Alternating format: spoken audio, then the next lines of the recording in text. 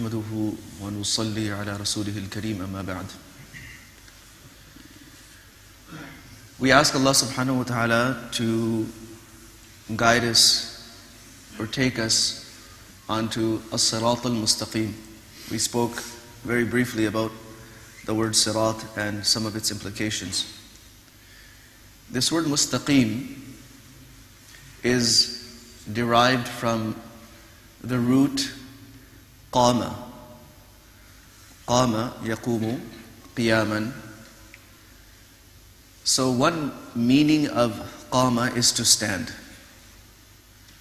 To stand up. This is qama, and qiyam, therefore, the position in salat in which we are standing. The other meaning of qama is to be upright, and it's taken from the same root, because when a person is standing, they're in an upright position. And when you take this verb and put it into the form of istaqama, it would mean literally to seek to be upright. To seek to be upright, to want to be, to desire to be upright. And from that, the meaning of straight is derived.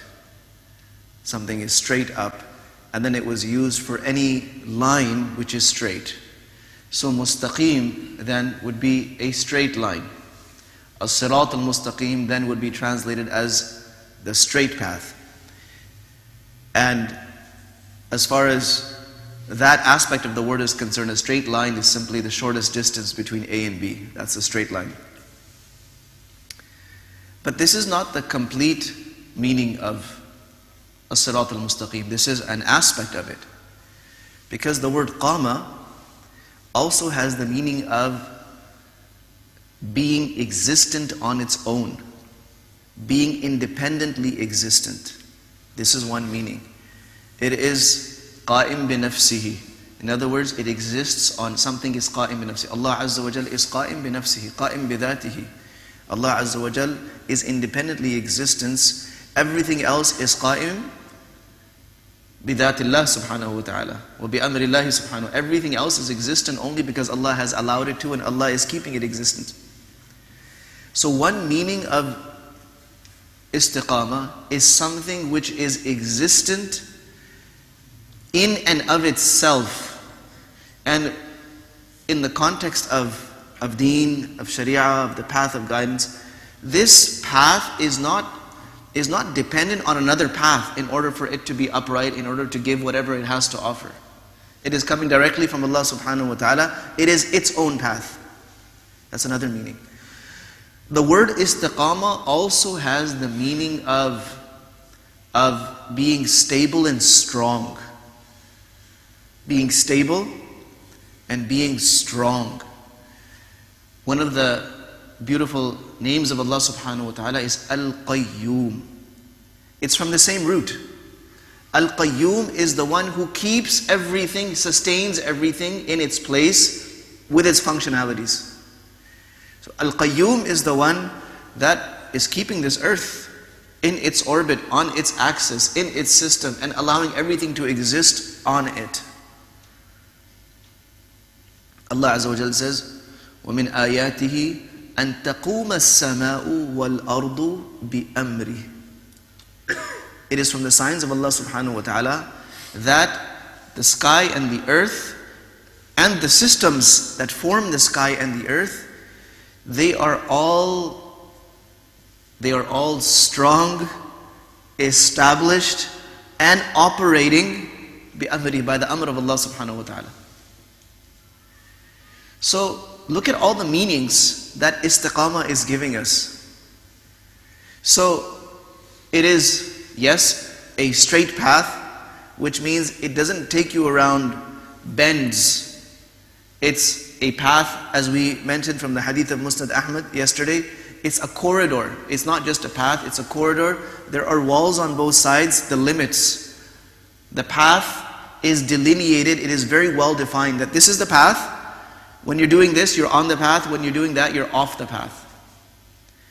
And those doors, those exits that are covered with curtains, the distractions. So it is not just a straight path, but it is an upright path. It is independent, and it is a very powerful path. Now there's one more meaning that the word istiqamah brings in. And that is, we know this term, and we say, I am seeking istiqamah in my deen. What does that mean? Steadfastness.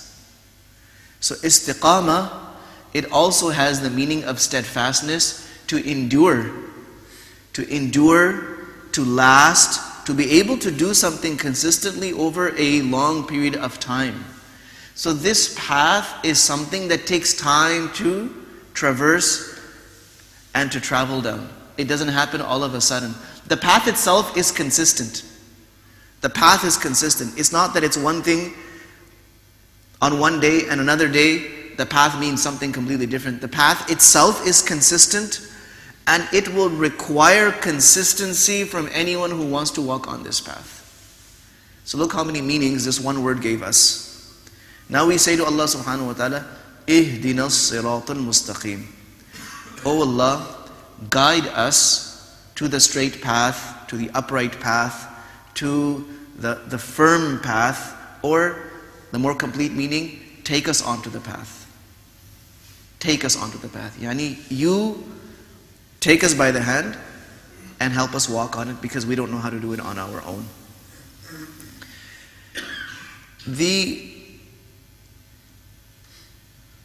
sunnah of Allah subhanahu wa ta'ala, the way, the law of Allah subhanahu wa ta'ala, is that anything that we ask for, we must also work for. Anything that we ask for from Allah subhanahu wa ta'ala, we must also work for it. I'll give you an example. In the Hadith Qudsi, Allah subhanahu wa ta'ala says, Ya ibadi, kullukum dallun illa man hadaytuhu fastahduni ahdikum. Ya ibadi, kullukum aarin illa man kasawtuhu fastaksuni aksukum. Ya ibadi, kullukum ja'i'un illa man at'amtuhu fastat'imuni ut'imkum. O my slaves, you are all lost except for those whom I guide, so seek guidance from me, I will guide you. Now look at the things that follow. O my slaves, you are all unclothed except for those whom I clothe. Therefore seek your clothing from me, I shall clothe you. And again after that, O my slaves, all of you are hungry and will starve, except for those who I feed. Therefore seek your food from me, I shall feed you. It's a hadith of Muslim. Now, you don't have clothes, I'm the only one who gives clothes, you need to take them from me, you need to seek them from me, and I will clothe you. But how many people in the world, and how many people sitting here, have gotten their clothes from just asking Allah subhanahu wa ta'ala? And how many of those who are here have ever gotten food without ever lifting a finger for it? Just asking. Just asking. And of course, Allah Azza wa Jal is qadir. He can do things with asbab, He can do things without asbab, and He can do things against asbab. Allah subhanahu wa ta'ala does not need this world of asbab to do anything. It's His amr, it's His command that brings anything into existence. But the way the law of Allah subhanahu wa ta'ala is, you will need, I have created the means in this world, you will have to acquire those means.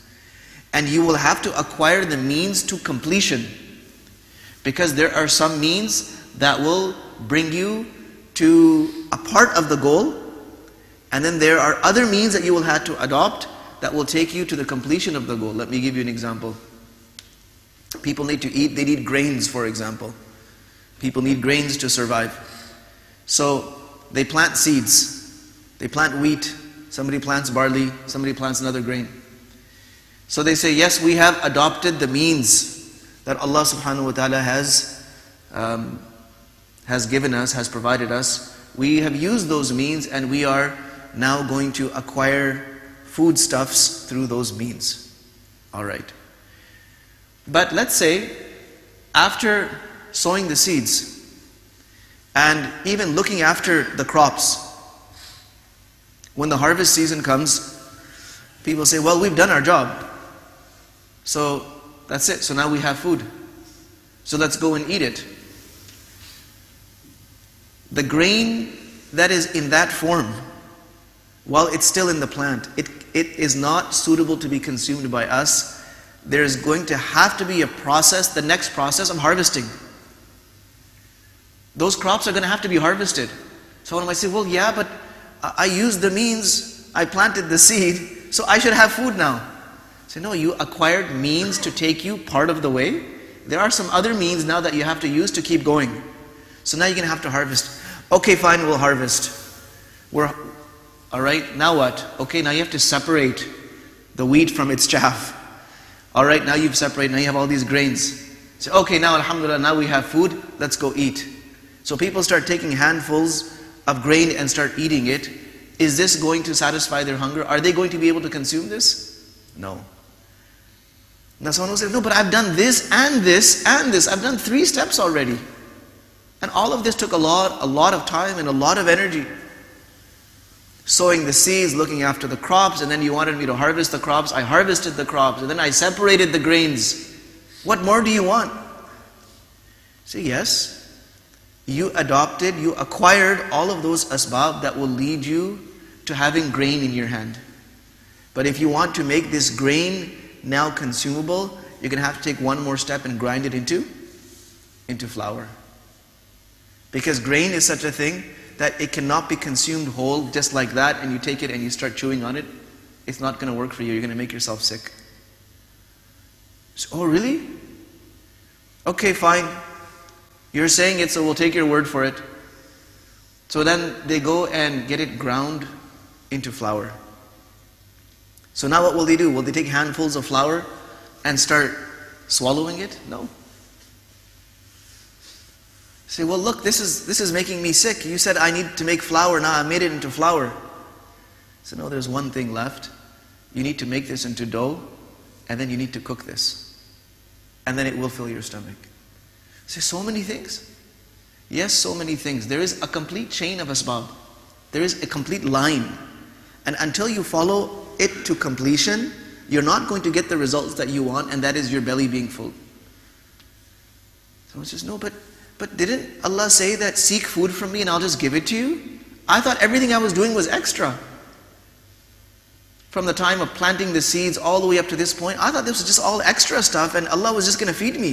Because He said, you're all starving, you will all starve except for those who seek food from me. So seek food from me and I'm going to give it to you. So we were just making dua. We would say, no. Allah subhanahu wa ta'ala taught us to seek this food by doing 2 things. One is asking Allah subhanahu wa ta'ala to give it to us and provide for us the asbab of this food. And the second is to use those asbab in the way that Allah subhanahu wa ta'ala has laid down as a law for this earth. And anyone who does that will get food. So now you make the dough and you bake the bread, and you'll have bread and you can eat it and your belly will be filled. So it's a rather elaborate process or series of processes that are used to acquire anything in this dunya. If hidayat is the most important and the most crucial thing, what makes us think that we should just sit there and make dua to Allah subhanahu wa ta'ala and we will get all of it? In the qudrat of Allah, yes, He can guide whoever He wants. Allahu yahdi man yasha'u ila siratin mustaqim. Allah guides whoever He wants. But just like it's a world of asbab for material things, it's also a world of asbab for spiritual things. There are material asbab for material things. There are spiritual asbab for spiritual acquisitions and spiritual achievements. So the Quran is filled with those, you understand what I mean when I say asbab? Means, causes, tools, all of the things that are used to obtain something, all the work and all the things that are used to achieve something, these are its asbab. So A, the right means will have to be adopted. Secondly, all the means related to that outcome must be adopted to completion in order to achieve the desired results. Otherwise, the desired results will not be achieved. What's happening with us is, we are making dua. Everyone who is praying, alhamdulillah, they have a level of hidayat already. Allah has given them the hidayat to pray. This is an immense thing.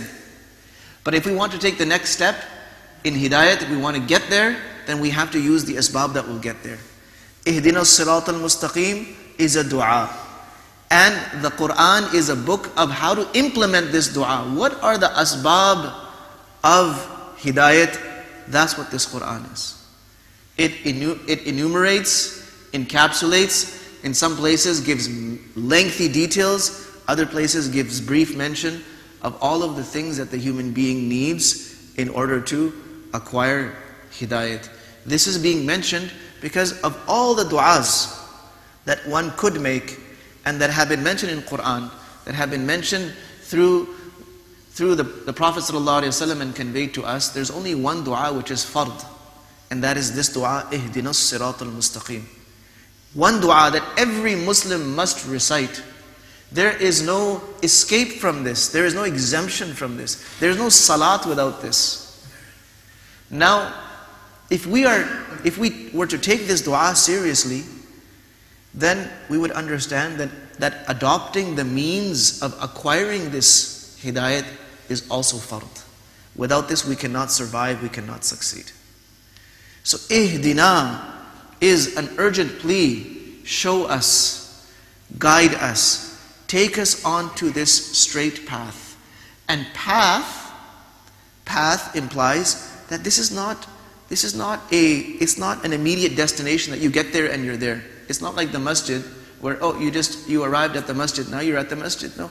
This is a path that you need to keep on walking upon.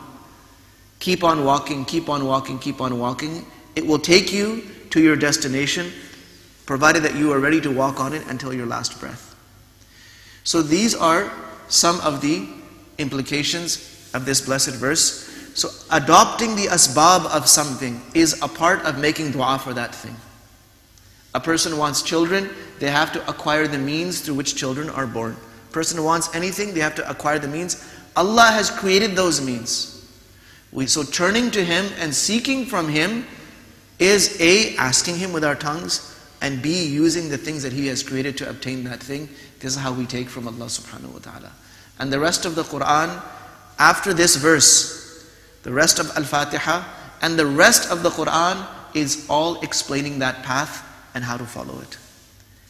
And with Allah's tawfiq, inshallah, we will continue this discussion of ours. Wa sallallahu wa sallama wa baraka ala nabiyyina Muhammad wa ala alihi.